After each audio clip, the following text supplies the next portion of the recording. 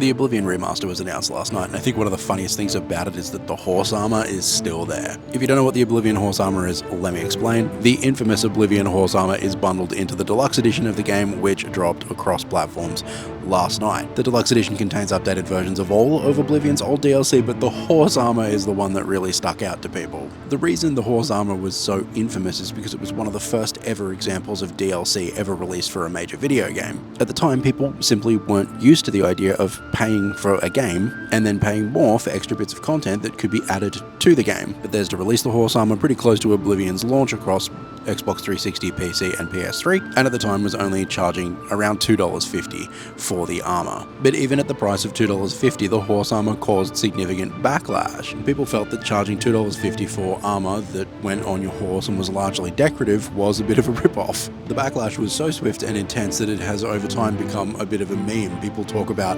DLC that's viewed as being overpriced or a bit worthless as being horse armor. Nevertheless, according to comments from former Bethesda staff over the last couple of years, the horse armor still sold millions of units, so in the end, it was still Bethesda laughing all the way to the bank on that one. What's more is, the original horse armor DLC is still $2.50, and you can still buy it. Here it is on the Xbox store, see for yourself. So yeah, a little moment for the DLC that launched 1,000 ships, I guess. It's almost quaint to think about how upset people were about a $2.50 charge for horse armor back then when, we see people paying $30 for Fortnite skins now, how far we've come.